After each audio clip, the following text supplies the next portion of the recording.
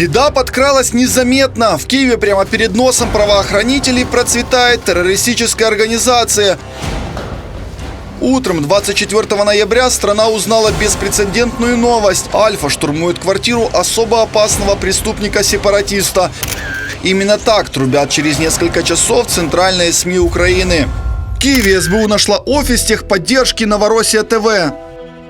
И все бы ничего, СБУ можно было поздравить с героическим разоблачением, если бы не одно «но». В 8 утра журналист Дмитрий Василец публикует в Фейсбуке.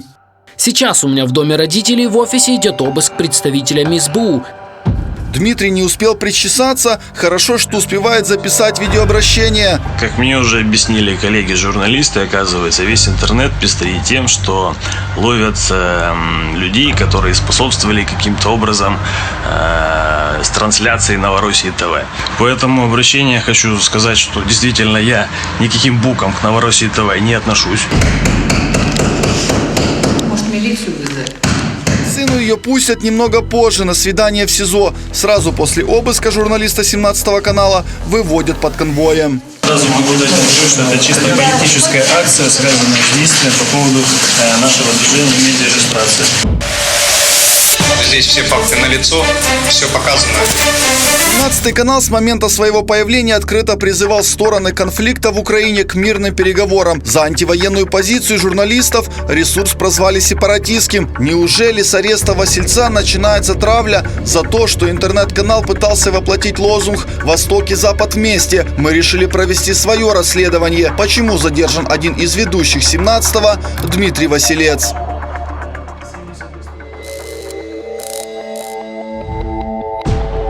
Дмитрий Василец родился 6 февраля 1986 года в Киеве. Окончил Киевский национальный авиационный университет, специальность компьютерные сети. В возрасте 18 лет открыл компанию в области IT-технологий. В 2013-м совместно с единомышленниками учредил Киевскую школу журналистики. Стал правозащитником и начал преподавать в области финансовой независимости журналистов. В этом же году был одним из инициаторов создания объективного СМИ под названием «Правильное ТВ». С 2014-го входил в общественный совет при Министерстве информации, инициировал создание общественного движения «Медиаиллюстрация». Также с 2014-го начал сотрудничать с 17-м каналом, был автором и ведущим передачи «Музей інформаційної війни». З якої зброї стріляють на сучасній війні? Стріляють сюжетами, повідомленнями, статтями. Її ім'я – інформаційна війна. Каждый вторник в 20:45 он выходил с аналитической программой, сравнивал, как одно и то же событие показывают СМИ разных стран. Что ж, я думаю, что с помощью нашей программы все-таки все больше и больше людей получат иммунитет от пропаганды и все-таки более внимательно и более детально будет изучать ту информацию, которую преподносят через средства массовой информации нам с вами.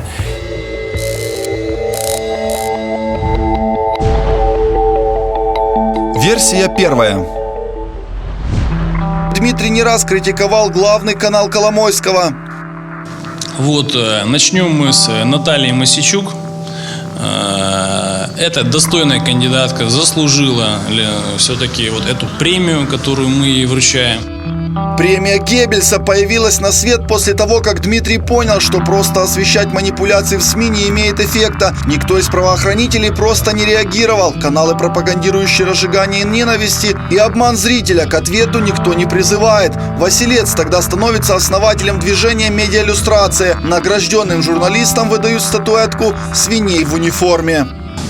Здесь мы наблюдаем, собственно, его в конечном итоге и двух свиней, которые стоят рядом и отдают честь. Это, скажем так, не случайно. Это говорит о том, что цитата, которую Иосиф Геббельс выдал по поводу того, что «дайте мне средства массовой информации, и я из любого народа сделаю стадо свиней», она, естественно, является, его цитаты, они в апостамете находятся. Публично пристыдить премией отца фашистской пропаганды, по мнению Дмитрия, могло бы стать стимулом для народа снять лапшу с ушей, а журналистам и ведущим вселить чувство страха за репутацию, показать, что их ложь сильно заметна. В одной из своих передач Дмитрий разбирал сюжетно-экономическую тему. По мнению медиаэксперта, украинцы вправе знать, что каждый раз, когда правительство получает деньги из Европы, народ вгоняют в долги. Но ТСН и конкретно Наталья Мосейчук считает, что это не кредит, это помощь. И миллионы граждан, которые смотрят «1+1» и конкретно ТСН, они тоже должны, видимо, понимать, что это все-таки помощь. Потому что по новостям слово «кредит» вообще не прозвучало. В стране, где не принято проводить аудит, никто не знает, на что именно идут миллионы иностранные вливания. Наши политики богатеют даже во время кризиса, и только госдолг растет быстрее, чем их новые особняки. Уличить во лжи ведущую, которая воспевает очередной грант на разворовывание, обидеть тех, кто собирается распиливать тот самый транш. Затаенная обида ТСНщиков и негодование коррупционеров вполне могло привести к аресту Васильца. За збігом обставин затримали їх одразу після того, як ТСН розпочала власне розслідування діяльності цієї організації. Еще один аргумент в пользу этой версии. СМИ Коломойского воюют против информресурсов президента Порошенко. Арест Васильца дал для 1+1 козырь. Они обвинили министра информации в том, что он пригрел террористического змея на шее. Дмитрий входил в наблюдательный совет при так называемом Минстате. После обвинений в том, что госорган не заметил у себя агентов ФСБ в структуре, Юрий Стец подал в отставку. Понятное дело, что ТСН не озвучил детище Васильца. Премию Геббельса вручали и министру информации. Эта статуэтка имени Юзефа Геббельса достается министру информационной политики Юрию Стецю. Прошу аплодисментов.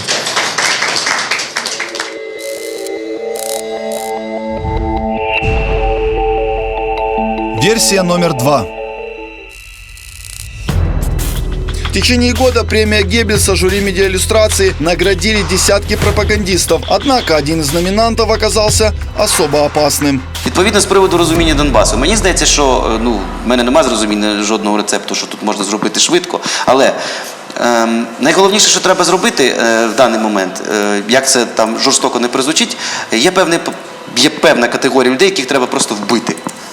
На жаль. З ними не можна домовитись. Оце треба собі затямити. В этот раз медиаиллюстраторы не ограничились вручением статуэтки, а подали в суд на журналиста украинского тыжня Богдана Буткевича за разжигание межнациональной розни. Тот сразу же разразился гневными постами в соцсетях и грозился посадить обидчиков. Пане Маркіян Лубківський, прошу звернути увагу. Особливо цікаво те, що вони знову розганяють фейки. Наприклад, про те, що я пропонував убити жителів Донбасу. А фейк цей, нагадую, був розкручений напряму російськими ЗМІ. Отмеченный в посте Маркіян Лубківський в тот момент как раз был советником главы СБУ.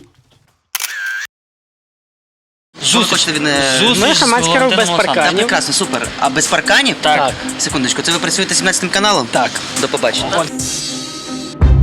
Потом выяснилось, Василец не просто обидел разжигателей ненависти Буткевича, а подложил свинью помощнику главы СБУ. Непримиримая позиция Буткевича, наверное, пришлась по вкусу Валентину Наливайченко. Вот только арест Васильца пришелся на время, когда Наливайченко уже не руководил ведомством. Разбираясь в этом вопросе, выходим на еще одну версию. Оказывается, что СБУ давно держала Дмитрия на мушке. Просто сбором компромата активно занялись во времена правления Наливайченко и приступили к выполнению даже при смене руководства. Теперь обсудим версию номер 3.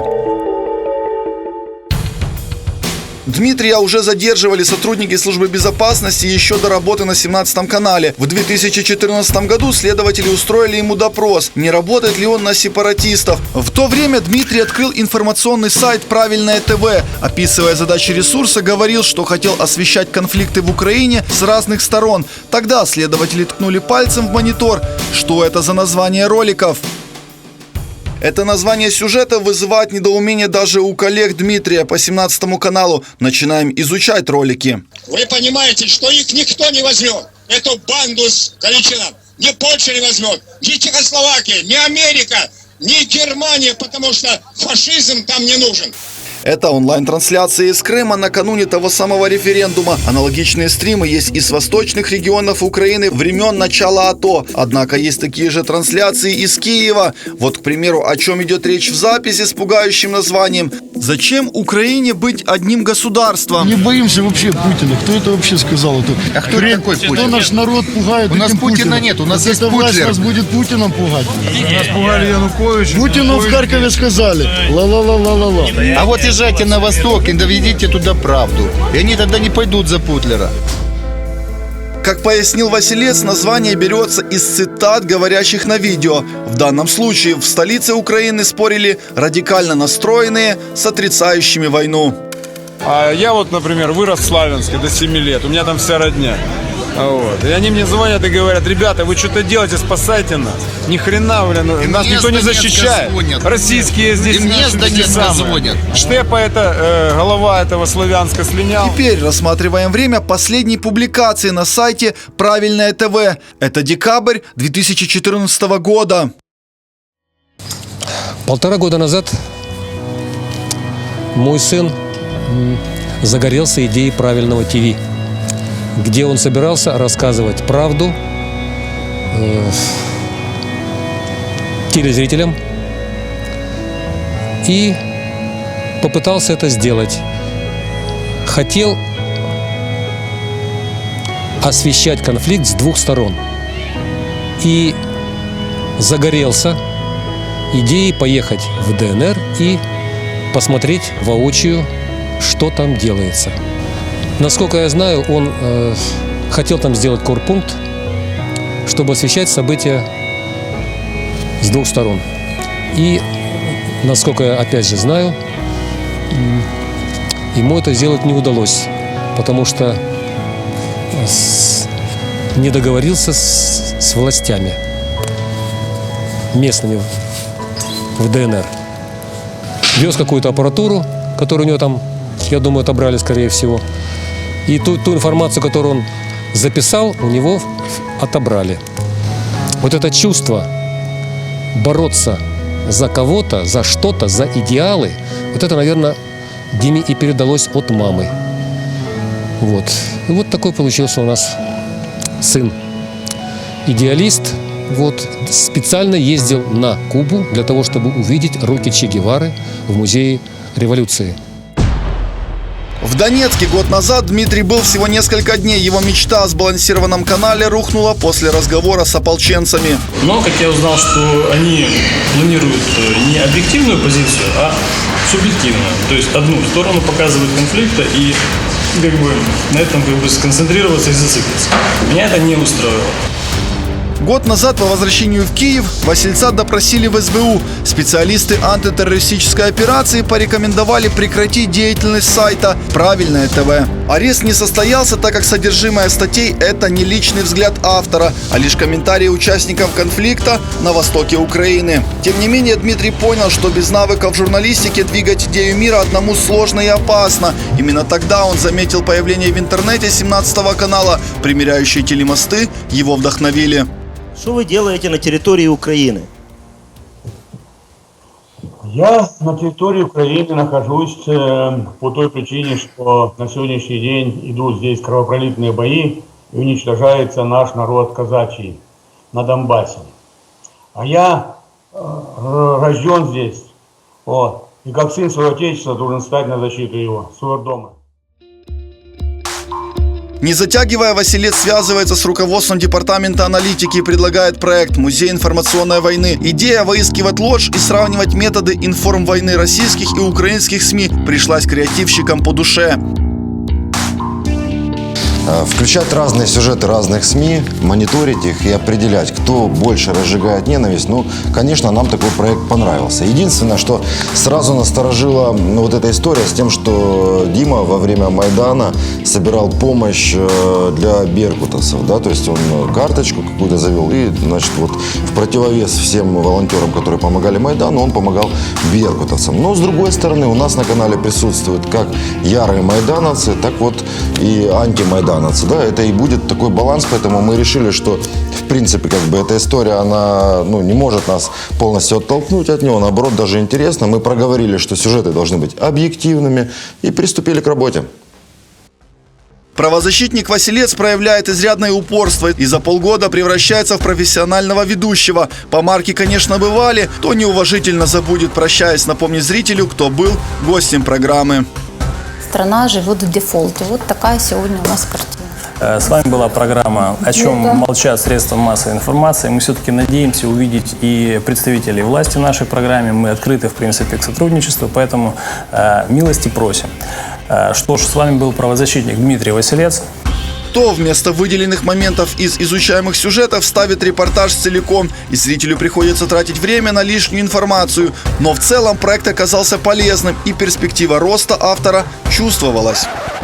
Я представляю, по сути, общественность. Я не являюсь журналистом. Я, по сути, медиаправозащитник, потому что при нынешних конфликтах, которые сейчас происходят, по сути, защищать граждан от медиапространства, медиа, скажем так, среды, телеканалов, газет, СМИ, по сути, это та ниша, которая очень нужна, и она очень важная, потому что этим, по сути, никто не занимается. Сидя на скамье подсудимых, идейный журналист не знает, что и думать. Все обиженные его премией Геббельса журналисты как с цепи сорвались. Все информпространства заполнились сообщением о том, что задержанный чуть ли не террористический Бен Ладен. Що п'ята колона сидить в Києві, працює проти України і видає незрозумілі премії. Ми знали, але коли почали копати далі, раптом активізується СБУ і затримує керівника медіалюстрації Дмитра Васильця та Євгена Тімоніна. Обох підозрюють у підтримці терористів. То, что вместе с Дмитрием Васильцом арестовали еще Евгения Тимонина, айтишника, мы узнали немножко позже. Я лично их знаю достаточно долго. Мы вместе с ними входили в общественный совет при Министерстве информационной политики, Минстец в народе. И я вам утверждаю с полной уверенностью, то, что они не причастны ни к какому сепаратизму, ни к какому терроризму, это действительно правда. Друг и коллега по медиалюстрации Васильца Дмитрий Тодоров до сих пор не может поверить, что происходящее не ночной кошмар. Первое судебное заседание проливает свет на официальную версию ареста.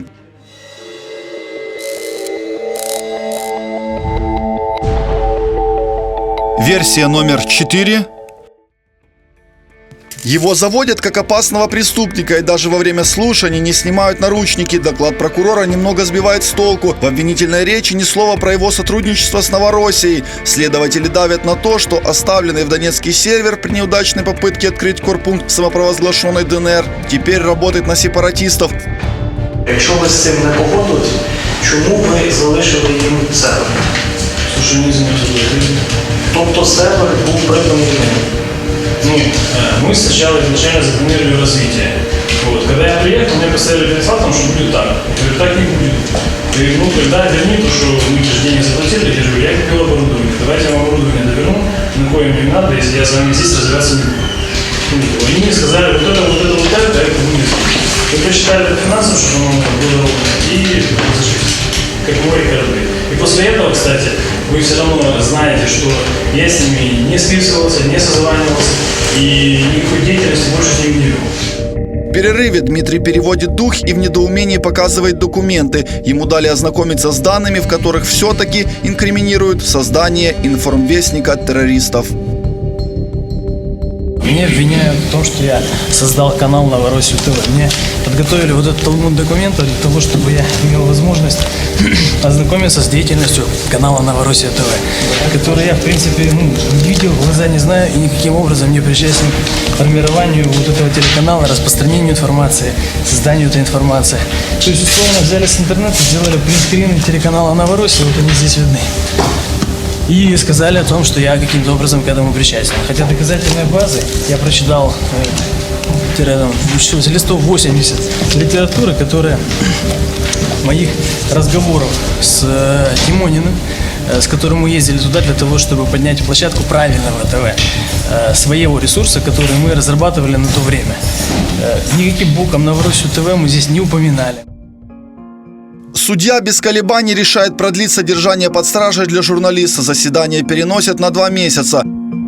Керуючи статтями 176, 178, 183, 184, 185, 193 КПК ухвалив клопотання задовольнити застосувати стосовно підозрюваного Василецького Дмитра Андрійовича, 86 року народження, запобіжний захід тримання під вартою 60 днів.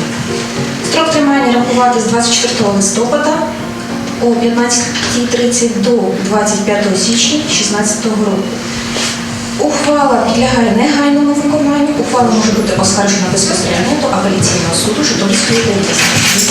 Закінчено. История Васильца в этом моменте становится похожей на хронологию репрессий против еще одного журналиста. В спортивной кофте и вышиванке. Заседание по делу Руслана Кацабы переносит уже почти год. Все это время призвавший отказаться от необъявленной войны блогер сидит за решеткой. Від 12 до 15 років мене одним воронком окремо везуть.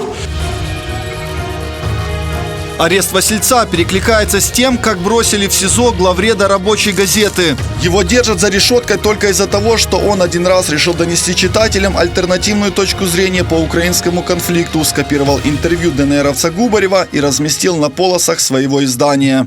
Я, как главный редактор газеты, должен же, согласно своим журналистским обязательствам перед подписчиками, информировать людей о том, всесторонне информировать людей, не зомбировать публику. Так вот, меня, редактора, журналиста, за свободу слова, так сказать, посадили в тюрьму, и я там сижу уже 7,5 месяцев. Тебя предупреждали с учара. Не можешь догнать, нет? Чего догнать? Проходи, будем базарить. Нікуди я, блядь, не вийду. Поняла? Я нікуди не вийду. Тила, сука, я тебя убью нахуй. Все, вызывай милицию. Все, вызывай милицию. А это акт запугивания блогера Артура Сенко. Он недавно выдал критический материал о том, как правый сектор отжимает у фермеров урожай. Задерживать ломящихся в дом агрессоров никто не приехал. Дверь выдержала, и Артуру удалось податься в бега. Шарахнешься куда-то, без ног останешься на инвалидной коляске. Подозрения в сепаратизме или терроризме позволяют радикалам и правоохранителям легко расправляться с неугодными журналистами. Время ж нынче почти военное, и враги кругом. Собранные материалы по Васильцу мы передаем в международные правозащитные организации. Есть опыт Кацабы, его признали узником совести. В Amnesty International в защиту Дмитрия уже высказываются европейские журналисты. Я журналистом почти 30 лет, да. Я помню ситуации, когда журналист, можно, вошел там в тюрьму или что, когда было время коммунизма, когда был диктат Советского Союза. Беда только в том, что, декларируя стремление европейским ценностям, на деле властимущие не обращают внимания на пожелания цивилизованного Запада.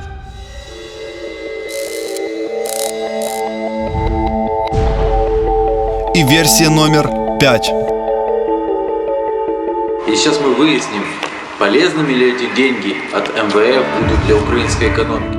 Наверное, даже одно появление силуэта Шария разрывает в клочья психику властимущих. А тут политбеженец-блогер Анатолий Шарий появляется прямо на Майдане Независимости. Это Дмитрий Василец включил проектор на стену. И сейчас мы выясним, полезными ли эти деньги от МВФ будут для украинской экономики. За опалення громадяни в середньому будуть сплачувати на 73% більше, за гарячу воду до 57%. Водночас вводиться нова гнучка система субсидій для малозабезпечених. Анатолий Шарий за время своей европейской ссылки оброс сотнями тысяч подписчиков. Это единственное желание властимущих заглушить злобного критика, тем более что аргументировать в ответ им обычно нечем. На недавнем телемосте проводим эксперимент. Просим прокомментировать разоблачение Шария в отношении известного издания «Цензорнет», его главного редактора. Реакция приближенного к руководству страны журналиста поражает. Поставьте, пожалуйста, вот ролик с Анатолием. Там он как раз вам вопрос задает. Я Шарія коментувати не буду. Це зрадник України. Я не буду. Я прошу вас в українському телеканалі таке не демонструвати. Це ганьба просто. Там ваш сайт. Це людина, яка підтримує вбивство українців, яка підтримує терористів. Прес-центр. Ви мені таке демонструєте тут в Києві в телеканалі? Подождите.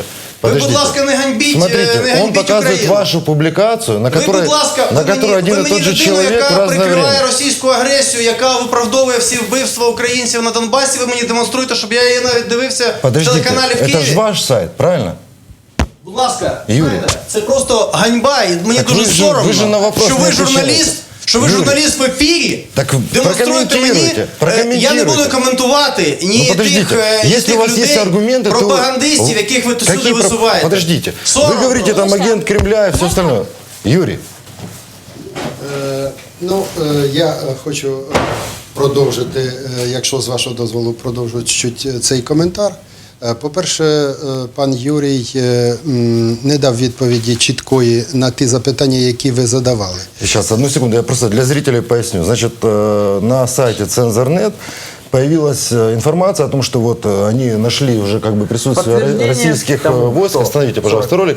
И, значит, показали убитое тело бойца, на котором татуировка там с каким-то там принадлежностью к какому-то полку, да. Потом, значит, на этом же сайте спустя месяц появляется то же самое, та же фотография, уже, ну, просто в фотошоп сделана другая татуировка и принадлежность якобы к другому там полку, опять-таки, российской армии, да. Это выходит на сайте Цензорнет, один из самых популярных ресурсов. И вот вопрос, да, что они несут, чем они кормят зрителя, чем они подтверждают. И этот человек сидит в аттестационной комиссии. Вот я ему задал вопрос, вы видите сами эту реакцию. Ну, вот как-то так. Глядя на это действо, легко подозревать. Отчаянного медиаиллюстратора решили наказать за дерзкую выходку. Де юре Василец уведомлял о проведении такой акции, но де-факто сидит в тюрьме, и многим его не жалко. В понимании радикально настроенных патриотов транслировать шария на святыне революции Майдане – ужасное оскорбление. Ну, на самом-то деле, любая из этих версий, она правдоподобная, да, ну вот, может быть, действительно именно из-за этого Дмитрия и арестовали. Самое главное, что при честном рассмотрении дела все эти версии, все эти аргументы, они просто лопнут, как мыльные пузыри. Вместе с Димой Васильцом мы входили в громадскую раду при Министерстве информационной политики. И нас там на входе всех проверяли. Это четко заявил министр СТЕЦ. Я это видео лично снял на свой мобильный телефон. Будь-яка організація, яка працює на країну-агресора, яка нав'язала нам громадську раду, Міністерство інформаційної політики. Тут таких немає. Минстец конкретно проверял людей и сказал, что нет среди всех участников громадской рады каких-то непонятных элементов или непатриотичных элементов. Дима прошел путь от правозащитника к журналисту. И за этот год, сколько мы работали, он явно вырос. Его основная идея и цель была это примирить людей. Пропаганда, она сама по себе сильно очень меняет людей. И в конце концов люди перестают думать. А Дима, конечно, боролся за то, чтобы люди начинали думать. По моему мнению, в нашей стране совершенно не соблюдается свобода слова, свобода мысли. И поэтому мы, как друзья Дмитрия Васильца, призываем все адекватные организации мира поддержать не только узников свободы слова, не только Дмитрия Васильца и Руслана Кацабу, но и понятие свободы слова в Украине в общем.